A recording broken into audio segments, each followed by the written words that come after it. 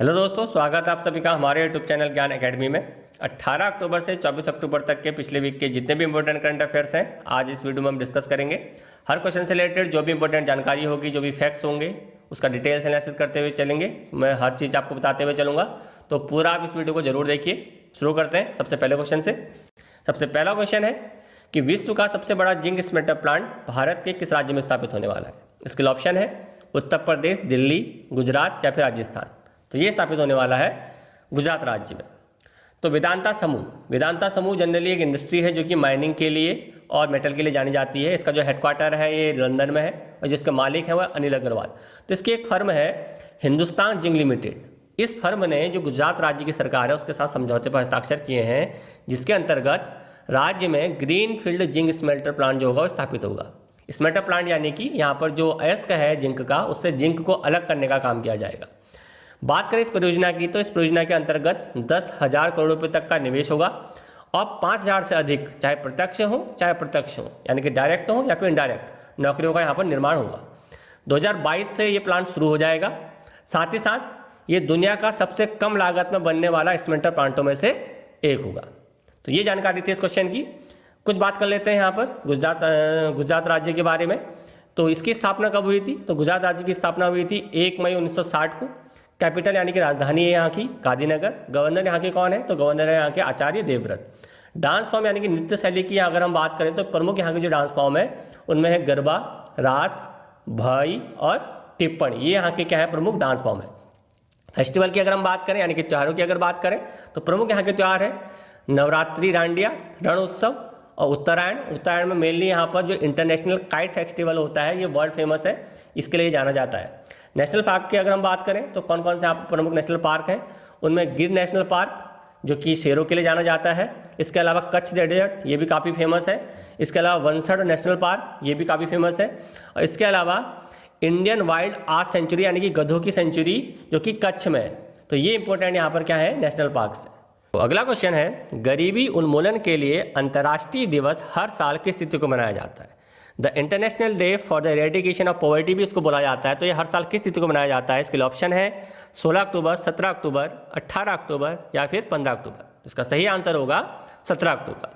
तो 17 अक्टूबर को हर साल गरीबी उन्मूलन और के लिए अंतर्राष्ट्रीय दिवस के रूप में इसे मनाया जाता है।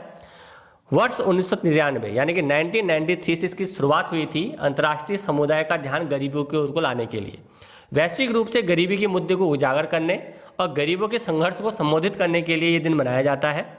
इस पर जो वर्ल्ड बैंक है उसने भी एक रिपोर्ट जारी करी है हाल ही में, जिसमें बोला गया है कि हाल ही में किए गए शोध से पता चलता है कि 2020 तक दुनिया की जो लगभग 1.8 बिलियन लोग हैं, यानी कि लगभग 36% जो आबादी है वो अत्यधिक गरीबी में जी रही है।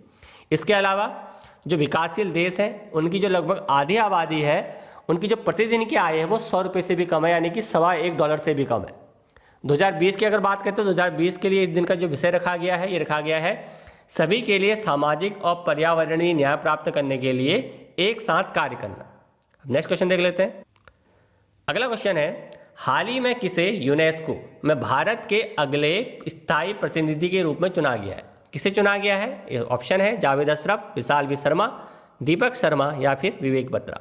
तो ये चुना गया है विशाल वी शर्मा को। तो विशाल वी शर्मा को संयुक्त राष्ट्र शैक्षणिक, वैज्ञानिक और सांस्कृतिक संगठन, जिसको कि यूनेस्को भी बोला जाता है, में भारत के अगले स्थायी प्रतिनिधि के रूप में नियुक्त किया गया है। ये स्थान लेंगे जावेद अशरफ का। विशाल वी शर्मा इससे पहले गुजरात में नरेंद्र मोदी के अधिकारी भी रह चुके हैं। यूनेस्को की अगर बात करें तो यूनेस्को यानी कि United Nation Educational, Scientific and Cultural Organization भी इसको बोला जाता है। इसकी जो स्थापना हुई थी ये हुई थी 4 नवंबर 1946 को। हेडक्वार्टर है इसका फ्रांस की जो राजधानी है पेरिस, वहाँ पर। हेड है इसके ऑड्री ऑजुले। अब आगे क्वेश्चन देख लेते हैं। माई टाउन माई प्राइड इस कार्यक्रम की घोषणा किस राज्य या केंद्र शासित प्रदेश के लिए की गई है? ऑप्शन है दिल्ली, जम्मू कश्मीर, हरियाणा या फिर पंजाब। तो ये की गई है जम्मू कश्मीर राज्य के लिए। तो जम्मू कश्मीर के जो उपराज्यपाल हैं मनोज सिन्हा, ये आप देख सकते हैं, ये तस्वीर इनकी, ये है जम्मू कश्मीर के उपराज्यपाल मनोज सिन्हा। तो इनके द्वारा माई टाउन माई प्राइड नाम से कार्यक्रम की घोषणा करी गई है 19 अक्टूबर से इस कार्यक्रम की शुरुआत हो चुकी है, जिसमें कहा गया है कि जो जम्मू कश्मीर और जो कस्बे हैं उनमें जो रहने वाली शहरी आबादी है, इनके लिए दरवाज़ों पर सेवाएं देने के लिए सार्वजनिक आउटरीच पहल के तहत इस कार्यक्रम का शुरुआत करी गई है। कार्यक्रम की अगर बात करें तो ये कार्यक्रम सुनिश्चित करेगा कि ऑन द स्पॉट जो शिकायतें होंगी उनका निवारण हो, जनता तक सेवाओं की त्वरित डिलीवरी हो और लोगों तक जो केंद्रीय परियोजनाएं हैं उनका लाभ तेजी से पहुंच सके। तो अब नेक्स्ट क्वेश्चन देख लेते हैं। अगला क्वेश्चन है द ग्लोबल हंगर इंडेक्स 2020, इसमें भारत को कौन सा स्थान मिला है? ऑप्शन है 100, 94, 70 या फिर 83। तो कौन सा स्थान मिला है? तो ये मिला है 94वां यानी कि 94वां स्थान मिला है। तो ग्लोबल हंगर इंडेक्स 2020 की रिपोर्ट जारी हुई है। ये रिपोर्ट जारी करी है वेल हंगर लाइफ और कंसर्न वर्ल्ड वाइड के द्वारा, संयुक्त रूप से इसको जारी किया गया है, जिसमें 107 देशों की सूची में भारत को 94वां स्थान मिला है और भारत को सीरियस कैटेगरी के अंदर इसमें रखा गया है। रिपोर्ट में बोला गया है कि दुनिया में जितने भी बच्चे जो 5 साल के कम बच्चे हैं जिनमें कुपोषण है, वो संख्या दुनिया में भारत में सबसे ज़्यादा है, जो बच्चे कुपोषण का शिकार है। इसके अलावा भारत के उसके पड़ोसी देशों से अगर हम तुलना करें तो भारत के कई पड़ोसी देश इसमें बेहतर कर रहे हैं भारत से, जिसमें कि श्रीलंका है, नेपाल है, बांग्लादेश है, म्यांमार है, यहाँ तक कि पाकिस्तान भी भारत से अच्छी स्थिति में है। द ग्लोबल हंगर इंडेक्स की अगर हम बात करें तो एक टूल है जो कि मेजर करता है और ट्रैक करता है हंगर को ग्लोबली, रीजन के हिसाब से और कंट्री के हिसाब से। इसको कैलकुलेट किया जाता है एनुअली, यानी कि हर साल इसको कैलकुलेट किया जाता है और अक्टूबर के माह में इस रिपोर्ट को प्रकाशित किया जाता है, रैंकिंग दी जाती है देशों को। तो अगला टॉपिक है उत्तराखंड राज्य से। तो उत्तराखंड राज्य में आसन कंजर्वेशन रिजर्व उत्तराखंड की पहली रामसर साइट बन गई है। अब ये रामसर साइट क्या होती है इसके बारे में हम आगे देखेंगे। सबसे पहले इस साइट के बारे में जान लेते हैं। तो जो हमारा पर्यावरण, वन और जलवायु परिवर्तन मंत्रालय है, इसने इस बात की घोषणा करी है कि आसन कंजर्वेशन रिजर्व उत्तराखंड का पहला रामसर स्थल बन गया है, जो इसे अंतर्राष्ट्रीय महत्व का वेटलैंड बनाता है। बात करें इस रिजर्व की तो ये हिमालय राज्य के गढ़वाल क्षेत्र में देहरादून जिले के पास यमुना नदी के तट पर स्थित है। 4.44 वर्ग किलोमीटर क्षेत्र में फैले इस क्षेत्र में लगभग 40 प्रकार की प्रजातियां यहाँ पर पाई जाती हैं। बात करें इस रामसर स्थल की तो इस स्थल के रामसर स्थल घोषित होने के बाद भारत में अब कुल मिलाकर के रामसर स्थलों की संख्या 38 हो गई है। उत्तराखंड का ये पहला रामसर स्थल है। 38 रामसर स्थलों की संख्या होने के बाद भारत दक्षिण एशिया में सबसे ज़्यादा रामसर स्थल वाला स्थान बन चुका है। अच्छा, अब बात करते हैं आगे जाकर के रामसर स्थल की। तो रामसर स्थल आखिर होता क्या है इसके बारे में जान लेते हैं। और वेटलैंड किसको कहते हैं? देखिए, सबसे पहले तो जो विश्व है, विश्व में जो भी स्थान जहाँ सबसे ज़्यादा नमी पाई जाती है या फिर आप इसको दलदली क्षेत्र भी कह सकते हैं, उन क्षेत्रों को वेटलैंड बोला जाता है। तो इन वेटलैंड पर 2 फरवरी 1971 को ईरान के शहर रामसर में, जो कि कैस्पियन सागर के दक्षिण में स्थित है, यहाँ पर एक कन्वेंशन होता है वहाँ की जैव विविधता को बचाने के लिए। तो इस कन्वेंशन के तहत उन स्थानों को जो वेटलैंड के अंतर्गत आते हैं, वहाँ की जैव विविधता को संरक्षण करने के लिए वहाँ पर एक संधि बनाई गई, जिसको कि हम रामसर संधि यानी कि वेटलैंड संधि भी कहा जाता है। बात करें इस वेटलैंड संधि की तो भारत में इसकी शुरुआत 1 फरवरी 1982 से हुई थी। अच्छा, कुछ बात तो उत्तराखंड राज्य के बारे में जान लेते हैं। जैसे कि उत्तराखंड की जो राजधानी है वो है गैरसैंण और देहरादून। 8 नवंबर 2000 को यूपी से अलग होकर के राज्य बना था। गवर्नर है यहाँ के बेबी रानी मौर्य। फेस्टिवल यानी कि त्यौहार की अगर हम बात करें तो जो यहाँ के प्रमुख त्यौहार हैं उनमें कुंभ मेला, बसंत पंचमी, भिटौली, हरेला और होली यहाँ की क्या है प्रमुख त्यौहार है। डांस फॉर्म यानी कि नृत्य शैली की अगर बात करें तो बहुत प्रकार के यहाँ पर नृत्य देखने को आते हैं, जिनमें कि Bhotia dance, छछेरी dance, Chhapeli dance, Chholiya dance, जागर, झोड़ा, पांडव नृत्य, रमोला, सोटिया डांस, जो कि एक ट्राइबल फोक डांस है। इस प्रकार के डांस यहाँ पर देखने को मिलते हैं। नेशनल पार्क की बात करें तो बहुत प्रकार के नेशनल पार्क भी यहाँ पर देखने को मिलते हैं जो कि प्रसिद्ध हैं, जिसमें कि Jim Corbett national park, Rajaji national park, valley of flower काफ़ी फेमस है। इसके अलावा नंदा देवी नेशनल पार्क। तो इतने क्या है यहाँ पर नेशनल पार्क देखने में आते हैं। तो अब बढ़ते हैं अगले क्वेश्चन की तरफ। तो अगला क्वेश्चन है कि किस राज्य सरकार ने हाल ही में मिशन शक्ति अभियान की शुरुआत करी है? इसके ऑप्शन है उत्तर प्रदेश, बिहार, झारखंड या फिर मध्य प्रदेश। तो मिशन शक्ति की शुरुआत करी है उत्तर प्रदेश राज्य ने। अच्छा, यूपी की जो सीएम है योगी आदित्यनाथ महिलाओं के बीच जागरूकता को बढ़ाने और उनके खिलाफ अपराध से निपटने के लिए मिशन शक्ति नाम से ये महिला सशक्तिकरण अभियान की शुरुआत करी है। इसकी शुरुआत यूपी के बलरामपुर में देवी शक्ति पीठ से इसकी शुरुआत हुई है।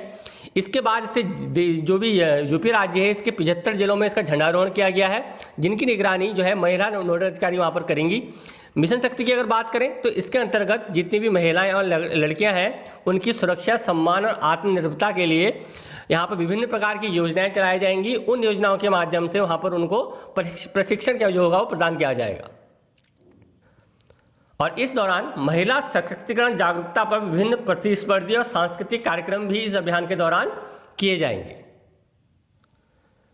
अगला क्वेश्चन है, हाल ही में भारत ने उड़ीसा तट से चांदीपुर में एकीकृत परीक्षण रेंज से किस मिसाइल का सफलतापूर्वक परीक्षण किया है? तो किस मिसाइल का किया है?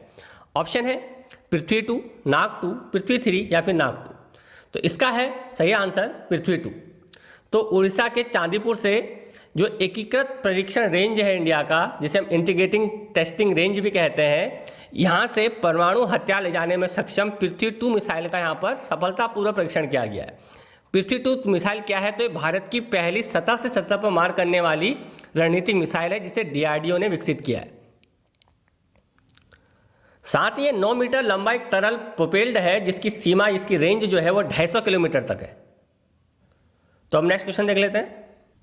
अगला क्वेश्चन है, निम्न में से किस भारतीय ने 2020 का wild life photographer of the year award जीता है? किसने जीता है? इसके ऑप्शन है अनन्या रस्तोगी, ऐश्वर्या श्रीधर, ब्रजेश पांडे या फिर लव अग्रवाल। तो इसका सही आंसर है ऐश्वर्या श्रीधर। तो ऐश्वर्या श्रीधर जो कि 23 वर्ष की हैं, इन्होंने 2020 की wild life photographer of the year award को, जो कि इसका 56वां संस्करण था, ये जीतने वाली ये भारत की पहली महिला बन चुकी हैं। इनका जो इन्होंने फोटो जिसमें ये पुरस्कार जीता है, इसका जो शीर्षक था ये था लाइट्स ऑफ पैशन। उन्होंने बिहेवियर इन्वायरमेंट श्रेणी में तस्वीर के लिए 80 देशों के 50,000 प्रतिभागियों के बीच पुरस्कार जीता है। वयस्क श्रेणी में भारत की ओर से पुरस्कार जीतने वाली पहली और सबसे कम उम्र की लड़की बन गई है।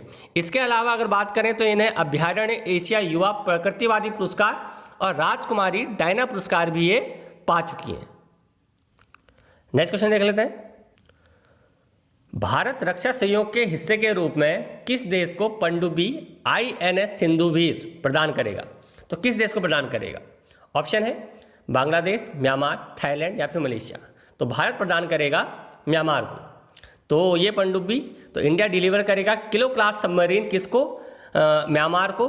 कौन सी सबमरीन? INS सिंधुवीर को।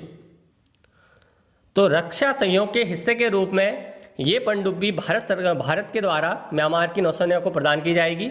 किलो वर्ग से यहाँ मतलब है डीजल इलेक्ट्रॉनिक पनडुब्बियों से, इससे चलने वाली पनडुब्बियों से मतलब है, तो इसको किलो वर्ग नाम दिया गया है।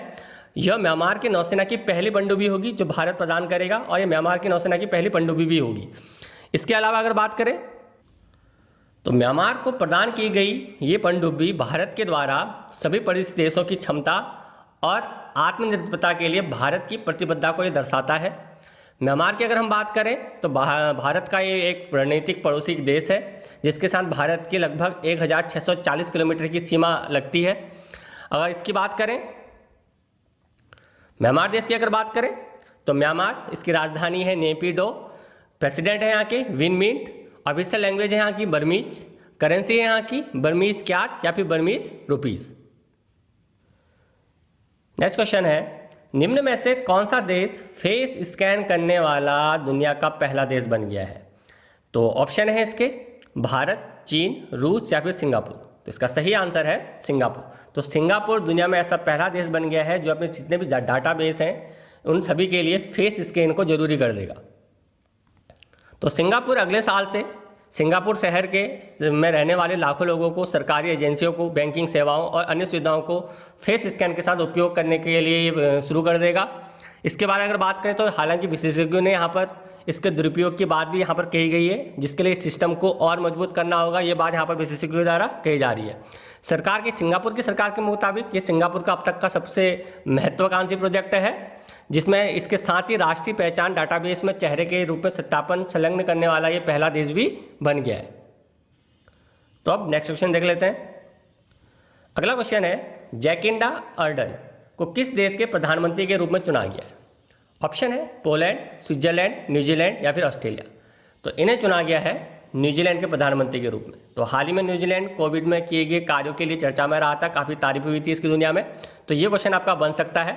तो वहाँ के जो प्रधानमंत्री हैं जैकिंडा आर्डन, इनको दोबारा से न्यूजीलैंड का प्रधानमंत्री चुना गया है। तो न्यूजीलैंड की लेबर पार्टी के प्रतिनिधि के रूप में और न्यूजीलैंड के प्रधानमंत्री के रूप में जैकिंडा आर्डन को फिर से प्रधानमंत्री के रूप में वहाँ पर चुना गया है। पिछले 50 वर्षों में लेबर पार्टी की यहाँ सबसे बड़ी जीत हुई है, जिसमें कि 49% से अधिक मतों को यहाँ पर उन्होंने प्राप्त किया है। पहली बार अगर बात करें तो पहली बार 2017 में पीएम बनी थी। न्यूजीलैंड की अगर बात करें तो यहाँ पर हर 3 साल में इलेक्शन होते हैं। जैसे कि भारत में होता है तो यहाँ 5 साल में इलेक्शन होते हैं, लेकिन न्यूजीलैंड में हर 3 साल में यहाँ इलेक्शन होते हैं। इससे पहले यहाँ 2017 में हुए थे, वहाँ पर भी ये जीती थी, और अब 2020 में भी वहाँ इलेक्शन हुए तो यही जीती है। बात अगर न्यूजीलैंड देश की करें तो न्यूजीलैंड एक द्वीपीय देश है, जिसकी जो कैपिटल है वो वेलिंगटन है। प्राइम मिनिस्टर जैकिंडा आर्डन होगी यहाँ की। ऑफिशियल लैंग्वेज की अगर हम बात करें तो इंग्लिश और मयूरी लैंग्वेज यहाँ की क्या है, प्रमुख लैंग्वेजेज है। अगला क्वेश्चन है, हाल ही में भारतीय नौसेना और डीआरडीओ ने अरब सागर में किस क्रूज मिसाइल का सफलतापूर्वक परीक्षण किया है? इसके लिए ऑप्शन है निर्भय, ब्रह्मोस, अग्नि या फिर इनमें से कोई नहीं। तो सही आंसर है ब्रह्मोस। तो भारतीय नौसेना और डीआरडीओ ने पिन पॉइंट सटीकता के साथ अरब सागर में एक लक्ष्य को भेजते हुए अदृश्य विध्वंसक आईएनएस चेन्नई से सुपरसोनिक क्रूज मिसाइल ब्रह्मोस का सफलतापूर्वक परीक्षण किया है। ब्रह्मोस की अगर बात करें तो इसे पीजे-10 के कोड नेम से भी जाना जाता है। एक मध्यम दूरी की रैमजेट सुपरसोनिक क्रूज मिसाइल है, जिसे पनडुब्बी, जहाज, विमान या भूमि से भी लॉन्च किया जा सकता है। यह दुनिया का सबसे तेज सुपरसोनिक क्रूज मिसाइल है, जिसे भारत और रूस के द्वारा संयुक्त रूप से डिजाइन और विकसित किया गया है। डीआरडीओ की अगर बात करें तो डीआरडीओ यानी कि डिफेंस रिसर्च डेवलपमेंट ऑर्गेनाइजेशन, जिसकी स्थापना हुई थी 1958 में, चेयरमैन है इसके जी सतीश रेड्डी। अब नेक्स्ट क्वेश्चन देख लेते हैं। तो अगला क्वेश्चन है, भारत और किस देश की नौसेना के बीच वार्षिक अभ्यास सिलिनेक्स 20 शुरू हो चुका है? इसमें ऑप्शन है बांग्लादेश, म्यांमार, श्रीलंका या फिर सिंगापुर। इसका सही आंसर होगा श्रीलंका। तो श्रीलंका और भारत की जो नौसेना है, इनके बीच अभ्यास होता है, वार्षिक अभ्यास ये होता है, जिसे कि सिलिनेक्स 20 के नाम से जाना गया है, बोला जाता है। इसके अलावा श्रीलंका की बात करें तो श्रीलंका के साथ ही भारत का एक और एक्सरसाइज होता है, जिसे कि मित्र शक्ति बोला जाता है। अदर ऑप्शन की अगर हम बात करें यहाँ पर, तो यहाँ पर बांग्लादेश है। बांग्लादेश के साथ जो भारत की एक्सरसाइज होती है मिलिट्री, उसे जाना जाता है समप्रीति के नाम से, इसे बोला जाता है समप्रीति। अदर ऑप्शन की हम बात करें तो उसमें म्यांमार है।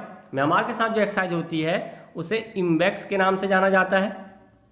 इसके अलावा जो ऑप्शन है सिंगापुर, इसके साथ जो भारत की एक्सरसाइज होती है इसे कुरुक्षेत्र के नाम से जाना जाता है। तो ये वो एक्सरसाइजें हैं जो कि इन ऑप्शन में दिए गए देश हैं, इनके साथ भारत की होती हैं। तो बात अगर सिलिनेक्स के अभ्यास की करें तो ये इसका 8वां संस्करण है, जो कि श्रीलंका के तिनकोल माली में शुरू हो गया है। 21 अक्टूबर 2020 तक ये आयोजित किया जाएगा। इसके अलावा जो इसका पिछला संस्करण था, यानी कि सितंबर 2019 में ये पिछला संस्करण इसका हुआ था, जो कि विशाखापट्टनम जो तट है, इसमें इसके 7वें संस्करण का संचालन किया गया था। श्रीलंका की अगर बात करें तो भारत के दक्षिण में स्थित एक द्वीपीय देश है। इसकी जो राजधानी है, उनमें 2 राजधानी यहाँ पर हैं इसकी, एक तो कोलंबो और दूसरा श्री जयवर्धने कोट्टे। प्रेसिडेंट की अगर बात करें तो गोटबाया राजपक्षे प्रेसिडेंट है श्रीलंका के। ऑफिशियल लैंग्वेज की अगर बात करें तो यहाँ पर जो ऑफिशियल लैंग्वेज बोली जाती है उसमें है एक तमिल लैंग्वेज और दूसरी है सिंहला लैंग्वेज। तो अब नेक्स्ट क्वेश्चन देख लेते हैं। अगला क्वेश्चन है, विश्व सांख्यिकी दिवस यानी कि वर्ल्ड स्टैटिक डे विश्व भर में प्रत्येक साल किस तिथि को मनाया जाता है? इसके ऑप्शन है 18 अक्टूबर, 19 अक्टूबर, 20 अक्टूबर या फिर 22 अक्टूबर। तो ये हर साल मनाया जाता है 20 अक्टूबर को। तो ये तीसरा विश्व सांख्यिकी दिवस है, जो कि 20 अक्टूबर 2020 को विश्व स्तर पर मनाया जा रहा है। बात करें इसकी शुरुआत की तो 2010 में संयुक्त राष्ट्र के द्वारा इसकी शुरुआत करी गई थी। हर 5 साल में ये एक बार मनाया जाता है। तो 2010 में ये पहली बार मनाया गया था, 2015 में दूसरी बार मनाया गया था, अब 2020 में ये तीसरी बार मनाया जा रहा है। इस बार की अगर थीम की अगर हम बात करें तो इस बार की जो थीम है वो है दुनिया को डेटा से जोड़ना जिस पर हम भरोसा कर सकते हैं। भारत की अगर बात करें तो भारत में नेशनल स्टैटिक डे भी मनाया जाता है। ये हर साल 29 जून को मनाया जाता है। तो अब नेक्स्ट क्वेश्चन देख लेते हैं। एशिया पावर इंडेक्स 2020 में भारत को कौन सा स्थान दिया गया है? ऑप्शन है पहला, दूसरा, तीसरा या फिर चौथा। तो इसमें भारत को चौथा स्थान दिया गया। तो ये वो रैंक चार्ट है जिसमें देशों को रैंक दी गई है। एशिया में प्रभाव रखने वाले 10 सबसे शक्तिशाली देशों की ये सूची है। तो सिडनी में स्थित लॉवी इंस्टीट्यूट ने 2020 के एशिया पावर इंडेक्स में 26 देशों और क्षेत्रों की सूची जारी करी है, जिसमें कि भारत को चौथा सबसे शक्तिशाली देश माना गया है एशिया प्रशांत क्षेत्र में, जो कि एशिया प्रशांत क्षेत्र को प्रभावित करने की क्षमता रखता है। अगर बात करें इसमें तो इसमें पहले स्थान पर है अमेरिका, दूसरे स्थान पर इसमें चीन है, तीसरे स्थान पर इसमें जापान है। साथ ही साथ इस रिपोर्ट में कुछ बातें भी कही गई हैं, जिसमें से कि कुछ बिंदु में सबसे पहला बिंदु है कि भले ही इसमें अमेरिका पहले स्थान पर है, लेकिन उसका जो पावर है, जो उसका प्रभाव है, वो एशिया क्षेत्र में घट रहा है। चीन के कूटनीतिक दबदबे में भी यहाँ पर कमी आई है। भारत की अगर बात करें तो भारत का रक्षा नेटवर्क चीन से मजबूत हुआ है। भारत ने रक्षा क्षेत्र में काफ़ी काम किया है इस बीच में। इसके साथ ही साथ जापान और ऑस्ट्रेलिया का नेटवर्क, रक्षा नेटवर्क भी यहाँ पर काफ़ी मजबूत हुआ है इन सालों में। तो अब अगले क्वेश्चन की तरफ बढ़ लेते हैं। अगला क्वेश्चन है, निम्न में से कौन सा देश भारत और अमेरिकी नौसेना अभ्यास मालाबार 2020 में शामिल होगा? तो भारत और अमेरिका के बीच में ये अभ्यास होता है, मालाबार अभ्यास। इसमें कौन सा देश शामिल होने वाला है? इसके लिए ऑप्शन है बांग्लादेश, म्यांमार, सिंगापुर या फिर ऑस्ट्रेलिया। तो इसका सही आंसर है ऑस्ट्रेलिया। तो ऑस्ट्रेलिया भारत और अमेरिका के बीच में होने वाले एक्सरसाइज मालाबार 2020 में भाग लेगा। अगर बात करें इसमें ऑस्ट्रेलिया के भाग लेने की, तो इससे पहले 2015 में जापान को भी इसमें शामिल किया गया था। 1992 में ये अभ्यास शुरू तो द्विपक्षीय आधार पर हुई थी, जिसमें भारत और केवल अमेरिका की नौसेना ही भाग लेती हैं, परंतु हाल के दिनों में चीन के द्वारा जो हिंद महासागर में उसके प्रभुत्व को कम करने के लिए यहाँ पर भारत और अमेरिका के द्वारा और भी देशों को यहाँ पर न्योता दिया जाता है इसमें भाग लेने के लिए। तो 2015 में इसकी शुरुआत हुई थी जापान के साथ। इस बार इसमें ऑस्ट्रेलिया को भी शामिल किया जा रहा है। एक बात आपको पता होनी चाहिए कि भारत, अमेरिका, जापान और ऑस्ट्रेलिया ये चारों मिलकर के क्वाड नाम से एक संस्था बना रहे हैं, जो कि चीन के प्रभाव को हिंद महासागर में कम करने के लिए ये कदम उठाया गया है इन 4 देशों के द्वारा। तो ये अभ्यास अरब सागर में आयोजित किया जाएगा। मालाबार 2020 की अगर आप बात करें तो ये non contact at C format में वहाँ पर किया जाएगा इन देशों की नेवीज के बीच में। तो अब नेक्स्ट क्वेश्चन देख लेते हैं। नीति आयोग ने किसके साथ मिलकर भारत के पहले frontier technologies cloud innovation centre की स्थापना की घोषणा की है?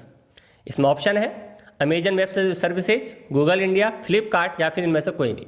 इसका सही आंसर है अमेजन वेब सर्विसेज। तो नीति आयोग ने डिजिटल इनोवेशन के माध्यम से सामाजिक चुनौतियों से निपटने के लिए अमेजन वेब सीरीज के साथ मिलकर के भारत के पहले frontier technologies cloud innovation centre की स्थापना की घोषणा करी है। इस सेंटर की अगर बात करें तो एक डिजिटल प्लेटफॉर्म होगा, एक डिजिटल इनोवेशन होगा, जिसके अंतर्गत AI यानी कि आर्टिफिशियल इंटेलिजेंस, IoT और रोबोटिक्स, ब्लॉकचेन और नागरिकों के लिए सार्वजनिक सेवाओं के लिए एक प्लेटफॉर्म को ये प्रदान करेगा। तो नीति आयोग की अगर बात करें तो नीति आयोग की स्थापना 1 जनवरी 2015 को हुई थी योजना आयोग के बदले में। जिसके अभी CEO है वो है अमिताभ कांत। अगर बात करें अमेजॉन की तो अमेजॉन के जो CEO है वो है जेफ बेजोस। अगला क्वेश्चन है, द्विपक्षीय व्यापार को विस्तार करने और व्यवसायियों को एक दूसरे के देश में निवेश करने के लिए प्रोत्साहित करने के लिए भारत और किस देश के बीच में आभासी मंच के माध्यम से यानी कि ऑनलाइन से संयुक्त बैठक का आयोजन यहाँ पर किया गया है? तो ऑप्शन है म्यांमार, ओमान, सऊदी अरब या फिर इजराइल। तो इसका सही आंसर है ओमान। तो भारत और ओमान के बीच में द्विपक्षीय व्यापार का विस्तार करने के लिए और व्यवसायियों को एक दूसरे देश में निवेश करने के लिए प्रोत्साहित करने के लिए इन दोनों ही देशों के बीच में ये 9वां सत्र का आभासी रूप से क्या हुआ, यहाँ पर इनकी बैठक हुई। बैठक की सह अध्यक्षता जो करी है वो वाणिज्य और उद्योग मंत्री जो हमारे हैं हरदीप सिंह पुरी हमारी तरफ से, और ओमान की तरफ से जो उनके समकक्ष हैं बिन मोहम्मद अल यूसेफ, इनके द्वारा इस बैठक की अध्यक्षता करी गई है। तो ओमान की अगर बात करें तो ओमान की कैपिटल है मस्कट, ऑफिशियल लैंग्वेज है यहाँ की अरबिक और करेंसी है यहाँ की ओमानी रियाल। बढ़ते हैं अगले क्वेश्चन की तरफ। तो अगला क्वेश्चन है, हाल ही में किसे आयुष्मान सहकार योजना, ये योजना किसने लागू की है? ऑप्शन है हरदीप सिंह पुरी, नरेंद्र मोदी, पुरुषोत्तम रूपाला या फिर अमित शाह। तो इसका सही आंसर है पुरुषोत्तम रूपाला। तो जो हमारे केंद्रीय कृषि राज्य मंत्री हैं पुरुषोत्तम रूपाला, इन्होंने भारत में स्वास्थ्य संबंधी बुनियादी ढांचे को बनाने में सहकारी समितियों को शामिल करने के लिए आयुष्मान सहकार योजना, इसकी क्या करी है, शुरुआत करी है। ये योजना राष्ट्रीय सहकारी विकास निगम यानी कि NCDC के द्वारा तैयार की गई है, जो कि स्वास्थ्य सुविधाओं को स्थापित करने के लिए 10,000 करोड़ रुपए का ऋण का क्या करेगी, विस्तार करेगी। यह महिला बहुसंख्यक जो सहकारी समितियां होती हैं उनको 1% का ब्याज में यहाँ पर प्रदान करेगी। उद्देश्य की अगर बात करें, इसका उद्देश्य क्या है, तो सहकारी क्षेत्र के माध्यम से जो ग्रामीण क्षेत्र है उनमें स्वास्थ्य देखभाल सेवाओं में क्रांति लाने के लिए इस योजना को शुरुआत करी गई है। नेक्स्ट क्वेश्चन देख लेते हैं। तो अगला क्वेश्चन है कि प्रधानमंत्री नरेंद्र मोदी ने राष्ट्र के खाद्य और कृषि संगठन यानी कि FAO की 75वीं वर्षगांठ के मौके पर कितने रुपए का स्मृति सिक्का जारी किया? इसके ऑप्शन है 100 रुपये का, 75 रुपये का, 175 रुपये का या फिर 50 रुपये का। तो इसका सही आंसर है 75 रुपये का। तो प्रधानमंत्री नरेंद्र मोदी ने राष्ट्र के खाद्य और कृषि संगठन यानी कि FAO की 75वीं वर्षगांठ के मौके पर 75 रुपये का स्मृति सिक्का जारी किया है। इसके अलावा उन्होंने हाल ही में जो विकसित की गई 8 फसलें थी उनकी 17 जैव संवर्धित किस्मों को भी राष्ट्र को समर्पित कर दिया गया है। इसके साथ ही साथ देश के 28 राज्यों और केंद्र शासित प्रदेशों में खाद्य सुरक्षा को सुनिश्चित करने के लिए भी हाल ही में सरकार के द्वारा one nation one ration card ये सिस्टम भी लागू हो चुका है। और इसके साथ ही साथ अभी हाल ही में 3 बड़े कृषि सुधार हुए हैं जो देश के एग्रीकल्चर क्षेत्र में सुधार और किसानों की आय में बढ़ाने में बहुत ही महत्वपूर्ण कदम के रूप में माने जा रहे हैं। तो अब अगला क्वेश्चन देख लेते हैं। हाल ही में किस देश ने प्रधानमंत्री नरेंद्र मोदी को अगले वर्ष 26 मार्च को देश की स्वतंत्रता की 50वीं वर्षगांठ के समारोह में हिस्सा लेने के लिए आमंत्रित किया है? तो वो कौन सा देश है?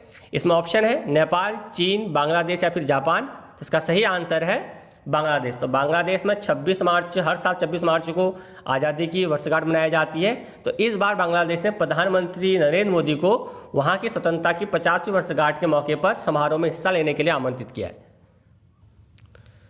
तो बांग्लादेश की अगर बात करें तो बांग्लादेश, इसकी राजधानी है ढाका, प्रेसिडेंट है यहाँ के अब्दुल हमीद, प्राइम मिनिस्टर यानी कि प्रधानमंत्री यहाँ की शेख हसीना, ऑफिशियल लैंग्वेज है यहाँ की बंगाली। अब नेक्स्ट क्वेश्चन देख लेते हैं। देश के पहले मल्टी मॉडल लॉजिस्टिक पार्क की स्थापना किस राज्य में होने जा रही है? ऑप्शन है महाराष्ट्र, उत्तर प्रदेश, असम या फिर उड़ीसा। तो ये होने जा रही है असम राज्य में। तो जो हमारे केंद्रीय सड़क परिवहन और राजमार्ग मंत्री हैं नितिन गडकरी जी, इन्होंने असम के जोगीघोपा में भारत के पहले मल्टी मॉडल लॉजिस्टिक पार्क की आधारशिला रखी है। इसे केंद्र की जो भारतमाला परियोजना है इसी के तहत इसको विकसित किया जा रहा है, इसी के आधार पर, जिसकी कुल लागत जो होगी वो 693.97 करोड़ रुपया इसकी क्या रहेगी, लागत रहेगी। इसमें असम के जो उत्तर पूर्व के लोगों को हवाई, सड़क, रेल और जलमार्ग से सीधे वहाँ पर उनको कनेक्ट किया जाएगा। इसके अलावा इसके जरिए 20 लाख लोगों को रोजगार भी मिलेगा, जिसमें 3 घटक होंगे, सड़क, रेलवे और बुनियादी ढांचा। अच्छा, यहाँ पर शब्द यूज हुआ है भारतमाला परियोजना, इसके बारे में थोड़ी बातें जान लेते हैं। तो भारतमाला परियोजना, इसे अक्टूबर 2017 में केंद्रीय मंत्रिमंडल ने मंजूरी दी थी। ये NHDP इसके बाद देश की दूसरी सबसे बड़ी राजमार्ग निर्माण की परियोजना है, जिसके तहत लगभग 50,000 किलोमीटर के जो राजमार्ग हैं उन राजमार्ग सड़कों को देश भर में लक्षित किया गया है। उनके चौड़ीकरण की यहाँ पर बात कही जा रही है। 4 लेन को 6 लेन पर कन्वर्ट किया जाएगा, 2 लेन को 4 लेन में कन्वर्ट किया जाएगा। और इसके साथ जो विशेष आर्थिक गलियारे हैं, जो इकोनॉमिकल स्पेशल इकोनॉमिक जोन होते हैं, सीमावर्ती क्षेत्र होते हैं और दूर जाके जो क्षेत्र होते हैं, उन क्षेत्रों को आपस में इन हाईवे के जरिए जोड़ा जाएगा, जिससे कि जो कार्गो लाने ले जाने में समय लगता है उस समय में कमी किया जा सके और निर्यात को बढ़ावा दिया जा सके और कनेक्टिविटी में क्या हो जाए, इससे सुधार हो जाए। अब असम राज्य की अगर बात करें तो इसकी स्थापना हुई थी 15 अगस्त 1947 को, जब देश आज़ाद हुआ था। कैपिटल की अगर बात करें तो दिसपुर यहाँ की कैपिटल है। गवर्नर की अगर बात करें तो जगदीश देशमुख यहाँ के गवर्नर है। नेशनल पार्क यहाँ पर कौन कौन से, तो काजीरंगा बहुत इंपॉर्टेंट है, कई बार एग्जामों में आता है। एक सींग वाले गैंडे के लिए फेमस है। मानस नेशनल पार्क भी कई बार एग्जामों में पूछा गया है। डिब्रू, नमेरी, ये सब क्या है यहाँ के प्रमुख नेशनल पार्क है। फेस्टिवल की अगर बात करें तो फेस्टिवल में यहाँ का प्रमुख फेस्टिवल है बिहू, कई बार एग्जाम में पूछा जाता है। अंबुबाची फेस्टिवल भी कई बार एग्जाम में पूछा गया है। माजुली फेस्टिवल, इसके अलावा देहिंग फेस्टिवल, ये यहाँ के प्रमुख त्योहार है। डांस फॉर्म यानी कि नृत्य शैली की अगर बात करें तो यहाँ के प्रमुख जो डांस फॉर्म है उनमें बिहू डांस, सिफुंग डांस और भुट्टर डांस यहाँ के क्या है प्रमुख डांस फॉर्म है। तो अगला क्वेश्चन है, गृह मंत्रालय के द्वारा हाल ही में किस राज्य या केंद्र शासित प्रदेश के पंचायती राज अधिनियम में संशोधन किया गया है? तो इसके लिए ऑप्शन है दिल्ली, जम्मू कश्मीर, महाराष्ट्र या फिर हरियाणा। तो इसका सही आंसर है जम्मू कश्मीर। तो जम्मू कश्मीर राज्य में जो पंचायती राज अधिनियम 1989 था, इसमें संशोधन किया गया है, जिसमें जो डीडीसी हैं यानी कि जिला विकास परिषद हैं, वो जम्मू कश्मीर में शासन की एक नई इकाई होंगी, जिसके जो सदस्य हैं सीधे मतदाताओं के द्वारा चुने जाएंगे। इसके अलावा इस ढांचे में जिला योजना समिति यानी कि डीपीसी के साथ साथ डीडीसी को भी यहाँ पर शामिल किया गया है, और सभी जिलों में जिला योजना विकास बोर्डों की यहाँ पर ये जगह लेगा। अवधि होगी इसकी 5 साल के लिए। तो अब नेक्स्ट क्वेश्चन देख लेते हैं, किस राज्य सरकार के द्वारा प्रोजेक्ट सेफ सिटी नाम से महिलाओं के लिए सुरक्षा अभियान की शुरुआत करी गई है? तो किस राज्य सरकार के द्वारा की गई है? इसके लिए ऑप्शन है हरियाणा, केरल, उत्तर प्रदेश या फिर दिल्ली। इसका सही आंसर है उत्तर प्रदेश। तो उत्तर प्रदेश की जो राज्यपाल है आनंदीबेन पटेल, इन्होंने लखनऊ में प्रोजेक्ट सेफ सिटी प्रोजेक्ट नाम से महिलाओं की सुरक्षा के अभियान की शुरुआत की थी। उद्घाटन क्या था इसका? यह 180 दिनों का एक लंबा अभियान रहेगा, जिसमें कि जो महिला पुलिसकर्मी होंगी वो सार्वजनिक स्तर पर महिलाओं की सुरक्षा को मजबूत करने और महिलाओं में गर्व और सुरक्षा की भावना जगाने के लिए काम करेंगी। इसके लिए इन महिला पुलिसकर्मियों को 100 पिंक स्कूटी और 10 चौपहिया पुलिस वाहनों को भी यहाँ पर हरी झंडी यहाँ पर दी गई है। इसमें साथ ही साथ फर्स्ट एड किट है, इनमें फ्लैश लाइट है और अन्य सुविधा भी इनमें दी गई है। तो अब नेक्स्ट क्वेश्चन देख लेते हैं। तो भारत सरकार ने महाराष्ट्र में 450 किलोमीटर के राज्य राजमार्गों और प्रमुख जिला सड़कों को अपग्रेड करने के लिए एशियन डेवलपमेंट बैंक के साथ कितनी धनराशि के समझौते पर हस्ताक्षर किए हैं? इसके लिए ऑप्शन है $200 मिलियन, $177 मिलियन, $150 मिलियन या फिर $100 मिलियन। इसका सही आंसर है $177 मिलियन। तो एशियन डेवलपमेंट बैंक ने भारत के साथ महाराष्ट्र में लगभग 450 किलोमीटर के जो राज्य राजमार्ग हैं और प्रमुख जिला सड़कों हैं, उनके उत्थान के लिए, उनके अपग्रेडेशन के लिए 177 मिलियन के ऋण समझौते पर हस्ताक्षर किए हैं। इस परियोजना में महाराष्ट्र की तरफ से $78.99 मिलियन का योगदान दिया जाएगा। इसके तहत 7 जिलों में 2 प्रमुख जिला सड़कों और 11 राज्य मार्गों को 2 लेन के मानक में अपग्रेड किया जाएगा, यानी कि 2 लेन वाले यहाँ पर सड़कें बनाई जाएंगी। यह बाजारों, रोजगार के अवसरों और सेवाओं तक बेहतर पहुंच के लिए ग्रामीण क्षेत्रों और शहरी केंद्रों के बीच कनेक्टिविटी में सुधार भी करेगा। बात करें एडीबी की, तो एडीबी यानी कि एशियन डेवलपमेंट बैंक, इसकी स्थापना हुई थी 19 दिसंबर 1966 को। हेडक्वार्टर है इसका मंडलयुंग, फिलीपींस में। प्रेसिडेंट है यहाँ के मात्सुजुकी असाकावा। महाराष्ट्र राज्य की अगर बात करें तो इसकी स्थापना हुई थी 1 मई 1960 को। कैपिटल है यहाँ की मुंबई। गवर्नर है यहाँ के भगत सिंह कोश्यारी। फेस्टिवल यानी कि प्रमुख त्योहारों की अगर बात करें तो इनमें गुड़ी पड़वा, नराली पूर्णिमा, भाऊ बीज, एलोरा फेस्टिवल, मंगला गौरी और पोला, ये यहाँ के क्या प्रमुख फेस्टिवल है।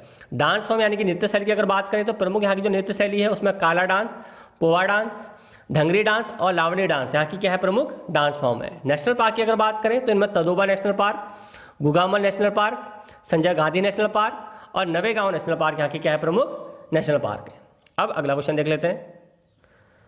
अंतर्राष्ट्रीय प्रवासन आउटलुक रिपोर्ट यानी कि इंटरनेशनल माइग्रेशन आउटलुक रिपोर्ट 2020 में भारत को कौन सा स्थान दिया गया है? इसके लिए ऑप्शन है पहला, दूसरा, तीसरा या फिर चौथा। तो इसका सही आंसर है दूसरा। तो OECD ने अंतर्राष्ट्रीय प्रवासन आउटलुक रिपोर्ट 2020 के अपने 44वें संस्करण को जारी किया गया है। ये इसका वार्षिक प्रकाशन है। OECD की अगर बात करें तो ये एक क्या है? ये एक अंतर्राष्ट्रीय अंतर सरकारी आर्थिक संगठन है। 37 सदस्य देश हैं इसमें और 1961 में इसकी क्या हुई थी? स्थापना हुई थी। तो इसका जो काम है ये इस आधार पर काम करती है कि किसी भी देश में जो अप्रवासी हैं उनका कितना अंतःप्रवाह हुआ है, कितने उस देश से इस देश में आए हैं या फिर इस देश से उस देश में कितने अप्रवासी गए हैं। श्रम बाजार में अप्रवासियों और प्रवासन नीतियों पर नवीनतम सांख्यिकी की जानकारी ये प्रदान करता है। इस रिपोर्ट की अगर बात करें तो इसमें भारत को दूसरा स्थान दिया गया है। इसमें चीन को 4.3 लाख प्रवासियों के साथ पहला स्थान दिया गया है। इसके बाद इसमें भारत और रोमानिया का स्थान आता है। अगला क्वेश्चन है, विश्व आयोडीन अल्पता दिवस यानी कि वर्ल्ड आयोडीन डिफिशियंसी डे हर साल किस दिन मनाया जाता है? तो ऑप्शन है इसके 22 अक्टूबर, 21 अक्टूबर, 20 अक्टूबर या फिर 12 अक्टूबर। तो इसका सही आंसर है 21 अक्टूबर। तो हर साल 21 अक्टूबर को वर्ल्ड आयोडीन डिफिशियंसी डे मनाया जाता है, जिसकी कमी से घेंगा रोग हो जाता है। तो नेक्स्ट क्वेश्चन देख लेते हैं।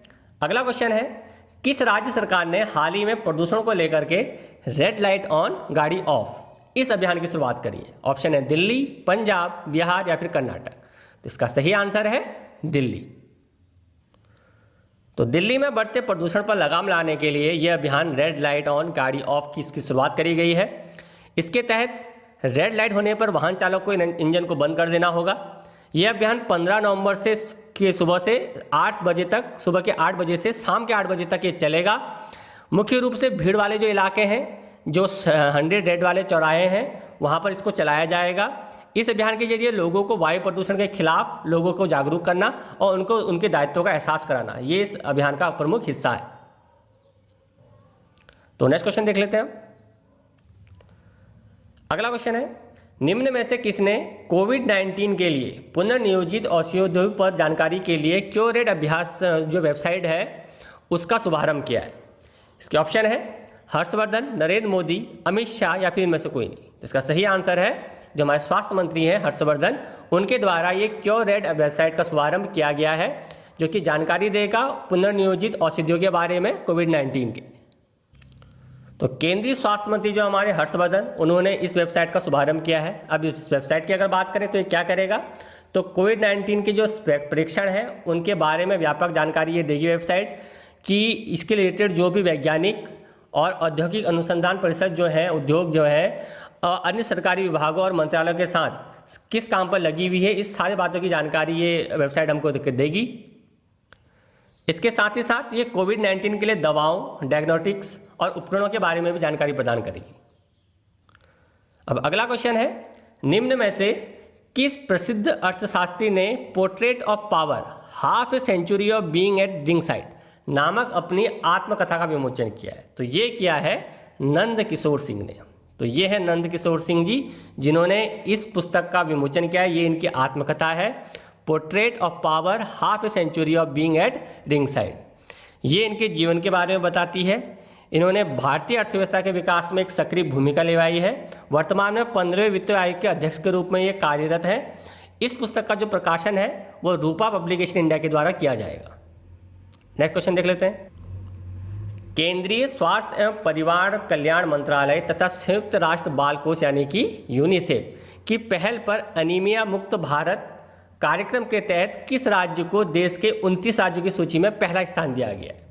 ऑप्शन है हरियाणा, कर्नाटक, पंजाब या फिर झारखंड। तो इसका सही आंसर है हरियाणा। तो हरियाणा राज्य को एनीमिया मुक्त भारत कार्यक्रम के तहत 29 राज्यों में पहला स्थान यहाँ पर दिया गया है। तो स्वास्थ्य एवं परिवार कल्याण मंत्रालय के द्वारा इस संबंध में हाल ही में जारी सूची के स्कोर कार्ड में हरियाणा को 46.7 अंक प्राप्त हुए हैं और इसने 29 राज्यों में पहला स्थान प्राप्त किया है। एनीमिया क्या है? तो एनीमिया एक बीमारी है जिसमें शरीर में क्या हो जाती है, खून की कमी होती है। इसमें क्या होता है, तो शरीर में जो लाल रक्त कण होते हैं या कोशिकाएं होती है, उनकी जो नष्ट होने की दर होती है वो उनके बनने से ज़्यादा होती है। तो हमारे जो स्वास्थ्य और परिवार कल्याण मंत्रालय के मंत्री हैं वह हैं डॉक्टर हर्षवर्धन। अब बढ़ते हैं अगले क्वेश्चन की तरफ। हाल ही में किस राज्य सरकार ने बेहतरीन शिक्षण माहौल सुनिश्चित करने हेतु 80,000 सरकारी स्कूलों में स्मार्ट ब्लैक बोर्ड योजना की शुरुआत करी गई है?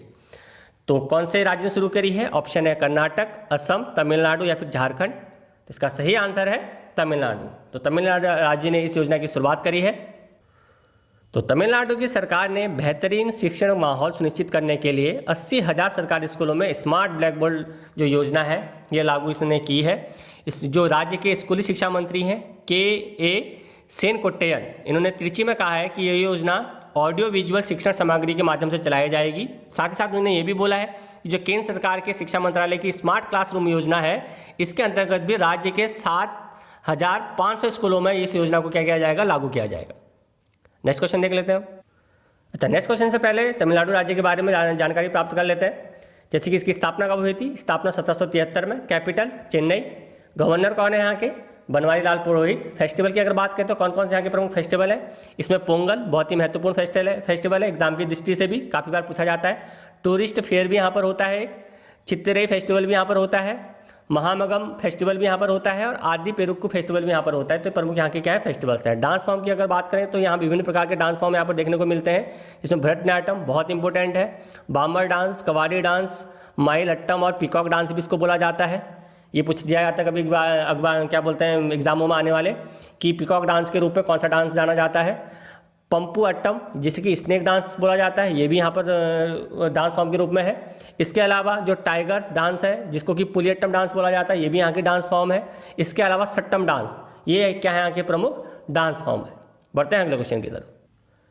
तो नेक्स्ट क्वेश्चन है, हाल ही में भारत ने किस एंटी टैंक गाइडेड मिसाइल का अंतिम परीक्षण किया है? तो वो कौन सी मिसाइल है? इसके ऑप्शन है Nag missile, sand missile, Helina missile या फिर इनमें से कोई नहीं। तो भारत ने एंटी टैंक गाइडेड मिसाइल यानी कि नाग मिसाइल का अंतिम रूप से परीक्षण किया है। तो इस मिसाइल का परीक्षण 22 अक्टूबर 2020 को किया गया था। नाग क्या है? एक एंटी टैंक गाइडेड मिसाइल है। इसका ये अंतिम चरण था, ये सफलतापूर्वक जिसका परीक्षण किया गया है। मिसाइल का परीक्षण सुबह 6:45 बजे के करीब राजस्थान के पोखरण फील्ड की फायरिंग रेंज में किया गया था। नाग मिसाइल का जो निर्माण है वो रक्षा अनुसंधान और विकास संगठन यानी कि DRDO के दायरे से किया गया है। ये एक एंटी टैंक गाइडेड मिसाइल है जो कि स्वदेशी वारहेड की सूची में शामिल की गई है। नाग मिसाइल की अगर बात करें तो भारतीय तीसरी पीढ़ी की यानी कि थर्ड जनरेशन की मिसाइल है, जो कि सभी मौसम, आग और भूल, लॉन्च के बाद lock on anti tank guided missile, जिसकी प्रचालन सीमा है 5,500 मीटर से लेकर के 20 किलोमीटर तक की इसकी क्या है, रेंज है। इसके लैंड अटैक जो वर्जन है इसको प्रॉस्पिना भी बोला जाता है। बढ़ते हैं अगले क्वेश्चन की तरफ। LG इलेक्ट्रॉनिक्स ने किस खिलाड़ी को अपने home solution brand LG signature का ग्लोबल एम्बेसडर बनाया है? तो किसे बनाया है? ऑप्शन है Lewis Hamilton, Mahendra Singh Dhoni, Cristiano Ronaldo या फिर रोजर फेडरर। तो इन्होंने बनाया है लुइस हैमिल्टन। तो लुइस हैमिल्टन ये कौन है? तो ये एक F1 रेसर है। इनको LG सिग्नेचर ने अपना ग्लोबल ब्रांड एम्बेसडर नियुक्त किया है। अगला क्वेश्चन है, हाल ही में पार्ले एग्रो कंपनी ने किस अभिनेत्री को अपना ब्रांड एम्बेसडर नियुक्त किया है? इसके ऑप्शन है प्रियंका चोपड़ा, दीपिका पादुकोण, परिणीति चोपड़ा या फिर करीना कपूर। इसका सही आंसर है प्रियंका चोपड़ा। तो पार्ले एग्रो कंपनी ने प्रियंका चोपड़ा को अपना नया ब्रांड एम्बेसडर नियुक्त किया गया है। इसकी जो बी-फिज नाम से जो नया प्रोडक्ट आता है, इसका ब्रांड एम्बेसडर उन्होंने बनाया है प्रियंका चोपड़ा को। बी-फिज क्या है? तो ये एक यूनिक और ताज़ा सेब का रस है जो कि मल्टी फ्लेवर्ड कार्बोनेटेड पेय पदार्थ के रूप में आधारित है। बढ़ते हैं अगले क्लास। तो अगला क्वेश्चन है, निम्न में से किस IIT संस्थान ने कोविड-19 की जांच के लिए कोविरैप नाम का एक नए डायग्नोस्टिक परीक्षण की खोज की है? तो वो कौन है, कौन सा संस्थान है? ऑप्शन है IIT Kanpur, IIT Delhi, IIT Kharagpur या फिर IIT रुड़की। तो सही आंसर है IIT खड़गपुर। तो IIT खड़गपुर ने कोविड-19 की जांच के लिए कोविरैप नाम के एक नए डायग्नोस्टिक परीक्षण की खोज की है। जो हमारा भारतीय चिकित्सा अनुसंधान परिषद है, इसने भी इस टिक्स की जो ये टेस्ट है इसकी प्रभावकारिता को मान्यता प्रदान कर दी है, यानी कि वहाँ से इसको मान्यता मिल चुकी है। परीक्षा जो परिणाम होगा एक कस्टम निर्मित मोबाइल ऐप के माध्यम से इसमें प्राप्त हो जाएगा। जो भी टेस्ट किया जाएगा उसका रिजल्ट जो होगा वो मोबाइल ऐप से हमें प्राप्त हो जाएगा। कोविरैप में तापमान नियंत्रण करने की यूनिट, जीनोमिक एनालिसिस के लिए स्पेशल डिटेक्शन यूनिट और परिणाम प्राप्ति के लिए एक अनुकूलित स्मार्टफोन ऐप भी इसमें संलग्न किया गया है। रमेश पोखरियाल निशंक जो कि हमारे शिक्षा मंत्री हैं, उनके द्वारा यह बोला गया है कि इस नवाचार ने उच्च गुणवत्ता और सटीक कोविड परीक्षण को आम लोगों के लिए लगभग 500 रुपये की परीक्षण लागत के साथ सस्ती बना दिया है, जिसे सरकारी हस्तक्षेप के माध्यम से और भी यहाँ पर कम किया जा सकता है। तो ये जानकारी थी कोविरैप से संबंधित। अब बढ़ते हैं अगले क्वेश्चन की तरफ। तो अगला क्वेश्चन है, निम्न में से किसने राष्ट्रीय संग्रहालय नई दिल्ली और गूगल आर्ट्स एंड कल्चर के साथ मिलकर लाइफ इन मिनिएचर इस परियोजना की शुरुआत करी? तो किसने करी? ऑप्शन है नरेंद्र मोदी, रमेश पोखरियाल निशंक, प्रहलाद सिंह पटेल या फिर स्मृति ईरानी। इसका सही आंसर है प्रहलाद सिंह पटेल। तो इन्होंने लाइफ इन मिनिएचर नाम की जो परियोजना है इसकी शुरुआत करी है किसके साथ मिलकर के? नई दिल्ली संग्रहालय, राष्ट्रीय संग्रहालय नई दिल्ली और गूगल आर्ट्स एंड कल्चर के साथ मिलकर के। तो ये है हमारे जो संस्कृति मंत्री हैं प्रहलाद सिंह पटेल, इनके द्वारा इस परियोजना की शुरुआत करी गई है। इसमें यह बोला गया है कि इस परियोजना के द्वारा जो यूजर्स होंगे उनको रामायण, रॉयल सागा, राष्ट्रीय संग्रहालय की जो पहाड़ी शैली के चित्र हैं, इस जैसे जो प्रसिद्ध लघु संग्रह है ये यहाँ पर देखने को मिलेंगे, जिसमें इस तकनीक के जरिए कभी भी क्लिक करके इन सब के बारे में हम सारी जानकारी प्राप्त कर सकते हैं किसी भी समय। इसके लिए इसमें 5 विषय जोड़े गए हैं, जो कि प्रकृति, प्रेम, उत्सव, विश्वास और शक, ये 5 इसमें विषय ऐड किए गए। अगला क्वेश्चन है कि अमेरिकी अंतरिक्ष एजेंसी नासा ने चंद्रमा पर पहली बार सेलुलर नेटवर्क बनाने के लिए किस दूरसंचार कंपनी का चयन किया है? इसके ऑप्शन है फेसबुक, सैमसंग, एलजी या फिर नोकिया। तो इसका सही आंसर है नोकिया। तो जो अमेरिका की स्पेस एजेंसी है नासा, इन्होंने चांद पर मोबाइल सेलुलर नेटवर्क बनाने के लिए नोकिया को चुना है। अच्छा, जो नासा है ये 2024 तक चांद पर आर्टेमिस प्रोग्राम के जरिए मानव को चांद की सतह पर भेजने की तैयारी कर रही है। तो इसीलिए जो फिनलैंड की कंपनी है नोकिया, इसके साथ नासा ने समझौता ज्ञापन है इस पर हस्ताक्षर किए हैं। वहीं नोकिया ने इस पर दावा किया है कि चांद पर जो उसका नेटवर्क है साल 2022 के अंत तक काम करने लगेगा। अच्छा, नासा की अगर बात करें तो नासा क्या है? तो ये एक अमेरिकी स्पेस एजेंसी है। 29 जुलाई 1958 को इसकी स्थापना करी गई थी। दुनिया की सबसे बड़ी स्पेस एजेंसी है। हेडक्वार्टर है इसका वॉशिंगटन डीसी में। फाउंडर हैं इसके ड्वाइट जी एइसेनहोवर, क्या है इसके संस्थापक हैं। तो ये था दोस्तों इस हफ्ते के जो भी इंपॉर्टेंट करंट अफेयर्स थे वो हमने यहाँ पर डिस्कस किया आज के इस वीडियो में। तो इस वीडियो को आप जितना हो सके लाइक कीजिए, शेयर कीजिए, साथ ही साथ इस चैनल को सब्सक्राइब कीजिए और सब्सक्राइब के बगल में जो नोटिफिकेशन बेल होता है उसे जरूर दबा दीजिए, ताकि इस तरह के और भी वीडियो अगर हम आपके लिए लेके आएँ तो उनका नोटिफिकेशन आपको प्राप्त हो जाए।